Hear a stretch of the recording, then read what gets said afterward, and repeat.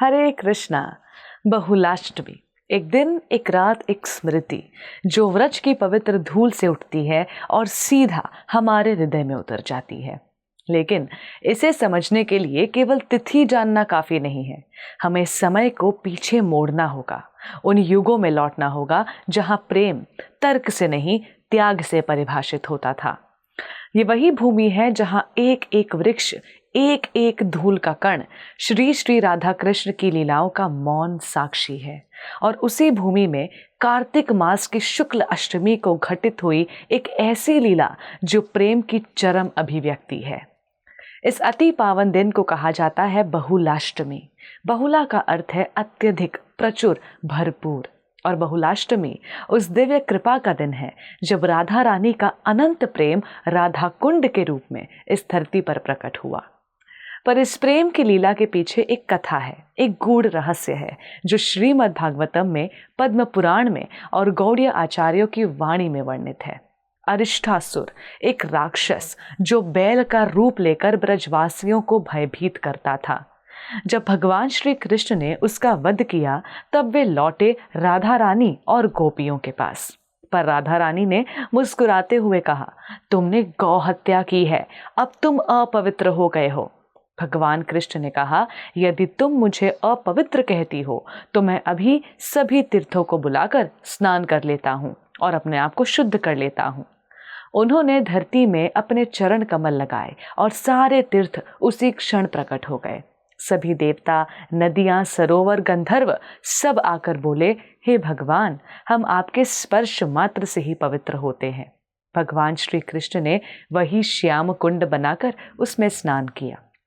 पर राधा रानी और सखियां कहाँ पीछे रहने वाली थीं। उन्होंने अपनी चूड़ियां, कंगन और सोने के आभूषणों से मिट्टी खोदी और वहीं एक और कुंड बनाया। जब भगवान श्री कृष्ण ने देखा कि उनका प्रेम कितना गहरा है तो उन्होंने सभी तीर्थों से कहा, अब तुम श्रीमती राधा रानी के कुंड में भी प्रवेश करो। और इस प्रकार प्रकट हुआ राधा कुंड, जो श्री कृष्ण के लिए नहीं बल्कि श्रीमती राधा रानी के प्रेम के लिए बना था। ये केवल जल नहीं, माधुर्य रस की सरिता है। श्रील रूप गोस्वामी उपदेशामृत में लिखते हैं, वैकुंठे अपि दुर्लभम की राधा कुंडम अप्यावह, यानी वैकुंठ में जो भी दुर्लभ है वो राधा कुंड के एक कण में समाया हुआ है। श्री रघुनाथ दास गोस्वामी, जो स्वयं राधा दास्य की चरम सीमा पर पहुंचे, उन्होंने अपनी अंतिम सांसें राधा कुंड के तट पर ली थी। और फिर आते हैं श्री चैतन्य महाप्रभु और उनका आगमन। वे जब ब्रज में आए तो राधा कुंड और श्याम कुंड केवल झाड़ियों और कीचड़ में छिपे दो साधारण गड्ढों की तरह दिखाई देते थे। पर श्रीमन महाप्रभु की दृष्टि साधारण नहीं थी। उन्होंने उसी स्थल पर कीर्तन किया, नृत्य किया और घोषित कर दिया, यही स्थले राधा कृष्णेर मिलन होई छे। ये वो भूमि है जहां राधा कृष्ण का मिलन और रास का चरम प्रकट होता है। महाप्रभु ने कहा, जो कोई भी राधा कुंड के दर्शन करता है, उस पवित्र जल से आचमन करता है, वो स्वयं श्रीमती राधा रानी के प्रेम की अनुभूति करता है। पर यह प्रेम सबके लिए नहीं होता। इसे कोई पैसे से नहीं खरीद सकता, नहीं योग बल से छू सकता है। ये केवल उसी को मिलता है जो भक्ति में रोता है, जो श्री नाम के साथ टूटकर पुनः जुड़ता है और जो अपने अहंकार को त्याग चुका है। बहुलाष्टमी इस प्रेम की स्मृति है। ये हमें याद दिलाती है कि हम कौन हैं, हमें किससे जुड़ना चाहिए और हम क्या खो रहे हैं।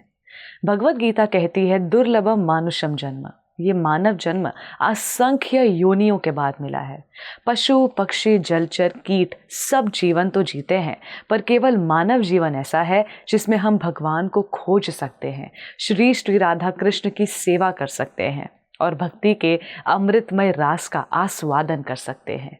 और यदि इस जीवन को भी हमने माया, कामना और अहंकार में गवा दिया, तब तो श्रीमती राधा रानी के चरणों में छिपा प्रेम हम कभी प्राप्त नहीं कर पाएंगे। बहुलाष्टमी की रात को हजारों हजारों भक्तगण श्री राधा कुंड में मध्य रात्रि पावन जल से आचमन करते हैं। तो इस बहुलाष्टमी जब आप राधा कुंड की कथा सुने या वहां जाने का यदि आपको सौभाग्य मिले, तो ये जान लीजिए कि आप केवल जल में नहीं, श्रीमती राधा रानी के हृदय में उतरने जा रहे हैं।